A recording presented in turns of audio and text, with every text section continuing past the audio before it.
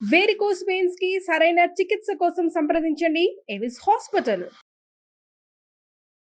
నమస్తే రమగారు. నమస్తే జయ.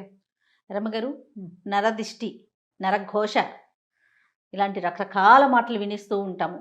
పిల్లలకి తగిలిందని, ఇంటికి తగిలిందని, వ్యాపారానికి తగిలిందని, నాశనం అయిపోయామని, వాళ్ళ దిష్టే తగిలింది, వాళ్ళ కన్నే పడిందని ఇలా చాలా వింటాం కదా రమగారు. నిజంగా దిష్టి ఉంటుందా? ఇప్పుడు పిల్లలకైతే ఏదో మంగళవారం అనో ఆదివారం అనో ఎండుమిరపకాయలు తిప్పేయటమో, ఉప్పు, కోడిగుడ్డో ఇలా తిప్పి పడేస్తూ ఉంటారు. మరి సంస్థలకి జరిగితే నిజంగా ఒక మనిషి కన్నుకి అంత పవర్ ఉంటుందండి? ఉంటుందా అంటే ఉంటుంది. నరుడి కంటికి నల్లరాయి అయినా పగులుతుంది. ఇది ఒక సామెత. ఎలా ఉంటుందంటే జయ, మాటలకి చాలా పవర్ ఉంటుంది, చూపుకి చాలా పవర్ ఉంటుంది. మనం సాధారణంగా ఏం చేస్తాం, ఈ ప్రాణాయామాలు అవి చేసేటప్పుడు కాన్సన్ట్రేషన్ పెంచుకోవాలంటే ఒక గోడ మీద ఒక ఎర్రచుక్క పెట్టి దానికేసి చూస్తూ ఉండండి అని చెప్తాం.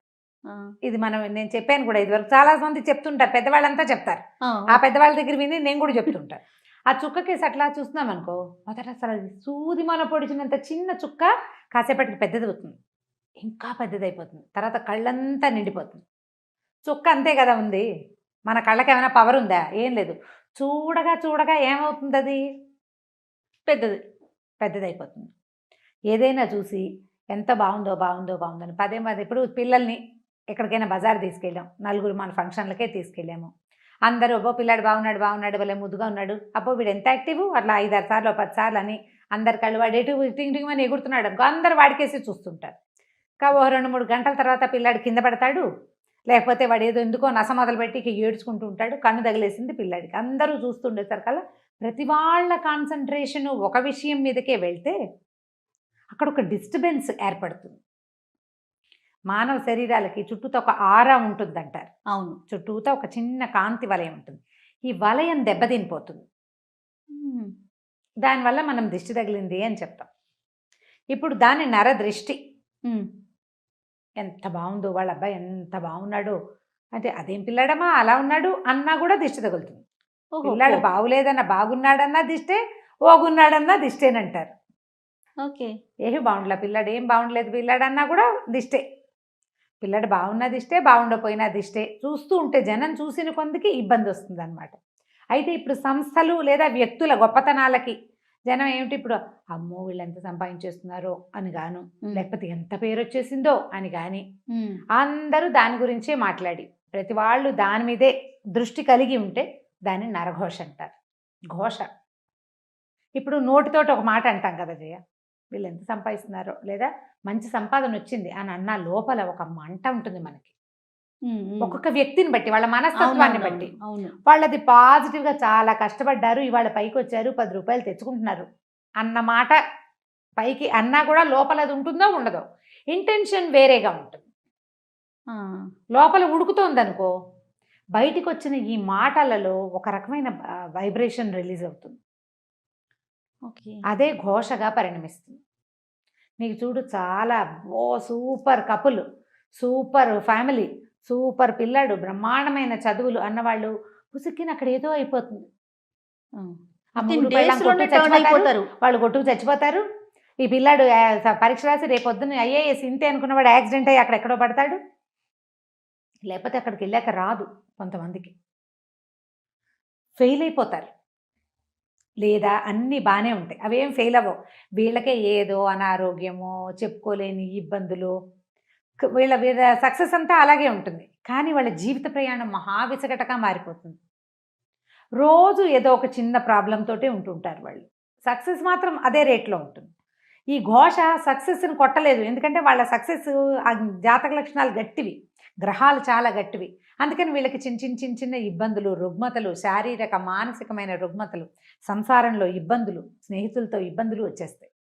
మనం గమనిస్తూ ఉంటాం వాటిని కదా. అయితే వీటిని ఎట్లా చేసుకోవాలి అంటే పురాతన కాలం నుంచి వచ్చిన పద్ధతి అయితే ఉప్పుతో దిష్టి తీసుకోవటమే చెప్తారు. ఓకే, ఉప్పు నెగిటివ్ ఎనర్జీని తీసేస్తుంది. పిల్లలకి ఏం చేస్తాం, 2 గుప్పెలతో ఉప్పు పట్టుకుని ఇటు 3 సార్లు ఇటు 3 సార్లు తీస్తాం. 2 3 6 సార్లు తీసి ఈ ఉప్పుని నీటిలో పోస్తే ఉప్పు కరిగిపోతుంది.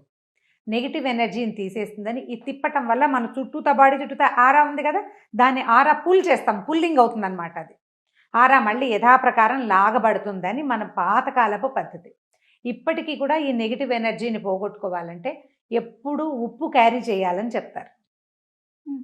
ఇళ్లల్లో మనం ఇంట్లోకి వెళ్తాం, ఈ మన హాల్లో కనపడే చోట రాళ్ల ఉప్పు ఒక కప్పులో పోసి పెట్టడం, నెల నెల మార్చేసుకోవాలి. బాత్రూముల్లో ఉప్పు పోసి పెట్టుకోవటం, బాత్రూంలో కూడా ఒక గ్లాస్ బౌల్లో ఉప్పు అని తెలియాలన్నమాట, అటు పెట్టుకోవటం. తర్వాత ఎక్కడి నుంచైనా బయటికి నుంచి వస్తే నీళ్ళల్లో కాస్త ఒక చిటికెడు ఉప్పు వేసుకొని, రాళ్ల ఉప్పు వేసుకొని స్నానం చేయటం 4 చెంబులు. ఇంక అదే చెయ్యాలి. ఇంట్లో ఉప్పు నీళ్ళలో ఉప్పేసి ఇల్లు తుడుచుకోవటం, నెగిటివ్ ఎనర్జీ తగ్గుతుంది దీంతో. తర్వాత ఎప్పుడు ఏదైనా ఒక భగవన్నామస్మరణని అలవాటు చేసుకోవాలి. అప్పుడు ఈ బయట నుంచి వచ్చే వైబ్రేషన్స్ని లోపల నుంచి వస్తున్న వైబ్రేషన్ ఫైట్ చేస్తుంది. సూపర్, బాగుంది కదా, చాలా బాగుందండి. ఏదో ఒక భగవన్నామస్మరణ మన ఫోన్లోనే ఏదైనా ఒక శ్లోకమో ఒక స్తోత్రమో రింగ్ టోన్ లాగా పెట్టుకోవడం, సినిమా పాటలు కాకుండా మన ఫోన్లో. అంటే ఇలాంటి పరిస్థితి ఉన్నవాళ్ళు గాయత్రి మంత్రం అని నేను చెప్పను, నేను దాన్ని అందరూ ప్రొనౌన్స్ చేయడం మీద పెద్దగా ఆసక్తి ఉండదు నాకు. సాధారణంగా ఏదో ఒక మంత్రం, ఒక భగవత్ సంబంధమైన భజన, ప్రార్థన, అవతల వాళ్ళు మన ఫోన్ రింగ్ చేయగానే ఆ ప్రార్థన వినపడాలి వాళ్ళకి. వాళ్ళలో ఏదైనా నెగిటివ్ ఇంటెన్షన్ ఉన్నా ఈ ప్రార్థన వాళ్ళకి తగ్గించేస్తుంది. బాగుంది. మనకు కూడా మనం ఇప్పుడు వాళ్ళకి అది వినపడుతుంది, మనకు వినపడేందుకు ఒకటి ఉంటుంది కదా రింగ్ టోను, అది కూడా ఏదైనా అయితే ఇప్పుడు ఈ భగవన్నామస్మరణ పెట్టుకున్నాం అనుకోండి, అది మధ్యలో కట్ చేసినట్లు అవుతుంది మనం ఆన్ చేస్తే. అవునవును. అందుకని అది చెయ్యకూడదని చాలామంది భావిస్తారు. 2 నామాలు పెట్టుకోండి, ఏవైనా పాటలాగా కాకపోయినా ఫుల్గా 2 నామాలు పెట్టుకుంటే అప్పుడు అవతల వాళ్ళకి అది వినపడుతుంది, మనకి ఇది వినిపిస్తుంది. 2 రింగ్స్ వచ్చేసాక మనం ఆన్ చేసినా పర్వాలేదు, స్తోత్రం కాదు కదా. అవునవును. ఆ నామం పూర్తయ్యాకే ఆన్ చేయండి ఫోను, లేదా సన్నటి తంబురా శబ్దం పెట్టుకోండి. వీటి వల్ల ఏమవుతుందంటే ఈ వైబ్రేషన్ వల్ల అది కొంచెం తగ్గుముఖం పడుతుంది.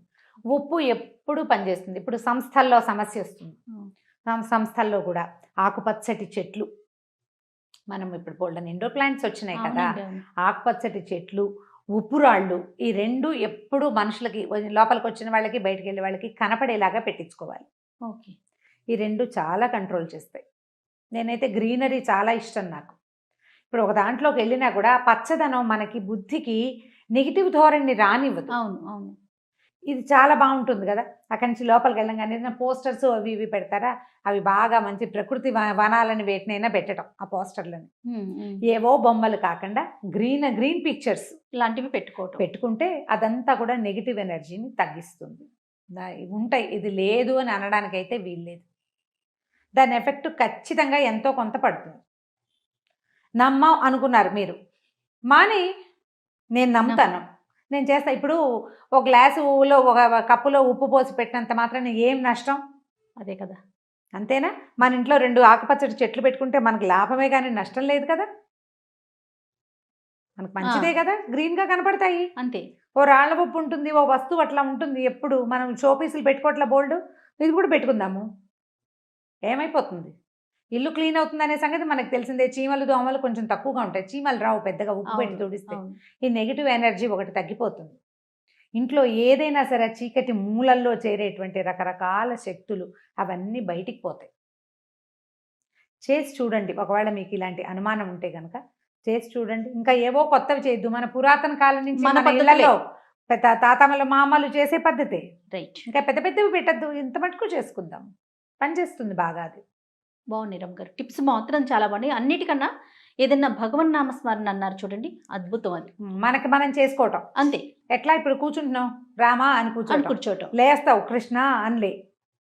ఆ రాముడు కృష్ణుడు ఆ శబ్దాలలో నుంచి వచ్చేటువంటి వైబ్రేషన్ నిన్ను ఖచ్చితంగా కాపాడుతుంది. దేని నుంచైనా, అన్నిటి నుంచి కాపాడుతుంది. అలవర్చుకోండి, కనీసం వాళ్ళు మనని వదిలిపెట్టకుండా ఉంటారు. ఖచ్చితంగా రమ్మగారు. నమస్తే.